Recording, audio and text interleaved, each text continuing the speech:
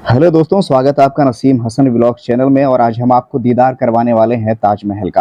ताजमहल के बारे में सारी जानकारियां आज हम आपको इस वीडियो में मुहैया कराएंगे। ताजमहल दुनिया के 7 अजूबों में भी शामिल है। ताजमहल उत्तर प्रदेश राज्य के आगरा जिले में यमुना नदी की तट पर बना हुआ है और वास्तुकला का एक बेजोड़ नमूना है।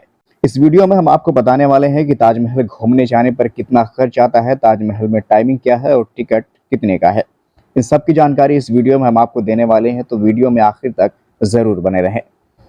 बेशक ताजमहल भारत की शान है और इसका निर्माण शाहजहां ने करवाया था। शाहजहां मुगल सम्राट अकबर के पोते थे। इन्होंने अपनी पत्नी मुमताज महल की याद में ये खूबसूरत इमारत बनवाई थी। ये एक सफेद संगमरमर से बना हुआ मकबरा है। दूर दूर से लोग इस भव्य इमारत को देखने आते हैं और सच में ताजमहल बेहद ही खूबसूरत दिखता है। आपको कभी भी पूर्णिमा की रात में ताजमहल देखने को मिले तो जरूर देखिएगा।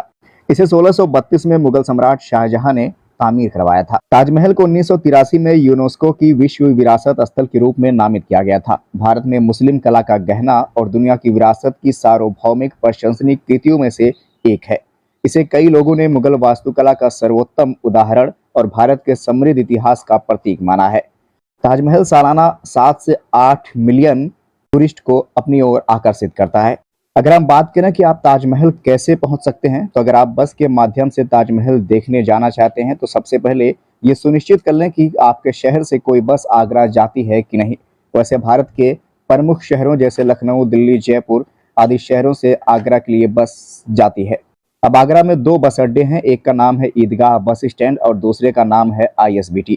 ईदगाह बस स्टैंड से ताजमहल की दूरी सिर्फ 8 किलोमीटर है और ISBT बस स्टैंड ताजमहल से महज 12 किलोमीटर की दूरी पर स्थित है।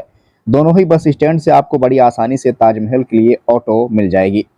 और अगर आप ट्रेन से जाना चाहते हैं तो आपको बता दें कि आगरा में कई रेलवे स्टेशन है, जिनमें आगरा कैंट प्रमुख रेलवे स्टेशन है। इसके अलावा यहाँ राजा की मंडी, आगरा शहर, Idgah railway station, Agra fort railway station है। आगरा के मुख्य रेलवे स्टेशन आगरा कैंट से ताजमहल कुछ ही दूरी पर है। एरोप्लेन द्वारा ताजमहल जाना चाहते हैं तो आपको बता दें कि आगरा में खेरिया नामक जगह पर एक एयरफोर्स का हवाई अड्डा है। आप यहां से बड़े आराम से कार, ऑटो लेकर ताजमहल जा सकते हैं। ताजमहल की टाइमिंग के बारे में अगर हम बात करें तो ताजमहल सूरज निकलने से 30 मिनट पहले ही खुल जाता है और सूरज डूबने के 30 मिनट पहले तक खुला रहता है। इस बीच आप किसी भी टाइम जा सकते हैं।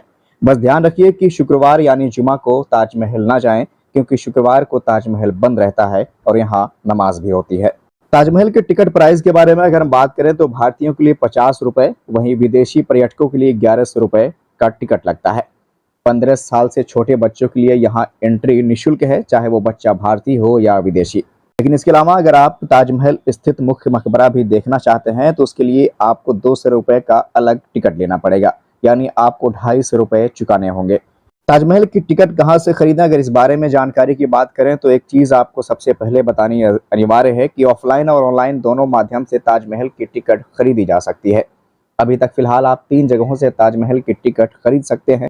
ताजमहल के पश्चिमी गेट से, मतलब सहेली बोर्ड से, ताजमहल के पूर्वी गेट से।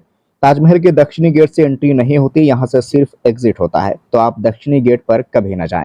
आप टिकट को ऑनलाइन भी खरीद सकते हैं, जिसकी वेबसाइट का लिंक डिस्क्रिप्शन में दिया गया है। ताजमहल के कुछ रोचक तथ्यों के बारे में अगर हम बात करें तो इस इमारत को बनवाने में लगभग 22 साल लगे थे और 20,000 मजदूरों के अथक मेहनत से ये इमारत आज मुस्कुरा रही है। हालांकि एक रूमर्स ये भी फैलाया गया है कि 20,000 श्रमिकों के हाथ काट दिए गए थे। हालांकि ये बिल्कुल अफवाह है और ऐसा शाहजहां बादशाह द्वारा कुछ भी नहीं किया गया था। ताजमहल बनाने में 28 अलग अलग पत्थरों का इस्तेमाल किया गया है और ये पत्थर चीन, अफगानिस्तान, राजस्थान, तिब्बत से आया था। इसमें जो सजावट करी गई है उसमें लगभग 1000 हाथियों का भी योगदान रहा है। इसका निर्माण करने में उस समय लगभग 3 करोड़ रुपए खर्च हुए थे। सबसे बड़ी बात यह है कि ताजमहल का रंग भी बदलता रहता है। जैसे आप अगर इसे सुबह देखोगे तो गुलाबी दिखाई देगा, रात में देखने पर दूधिया होता है और चांदनी रात मतलब पूर्णिमा में सुनहरा दिखाई देता है। एक बात और गौर करने वाली है, अगर आप अपनी गाड़ी से आते हैं तो आप उसे कहाँ पार्क कर सकते हैं, इस बारे में अगर हम आपको जानकारी दें तो आप अपनी गाड़ी को ताजमहल से 500 मीटर की दूरी पर ही पार्क कर दें। यदि आप ईस्ट वाले गेट से एंट्री करना चाहते हो तो आप शिल्पग्राम में पार्किंग की सुविधा पा जाएंगे, और यदि आपको वेस्ट गेट से एंट्री करनी है तो अमरूक का टीला पर आप अपना वाहन पार्क कर सकते हैं, क्योंकि जितने भी वाहन प्रदूषण उत्पन्न करते हैं उनको इस इमारत के पास नहीं जाने दिया जाता।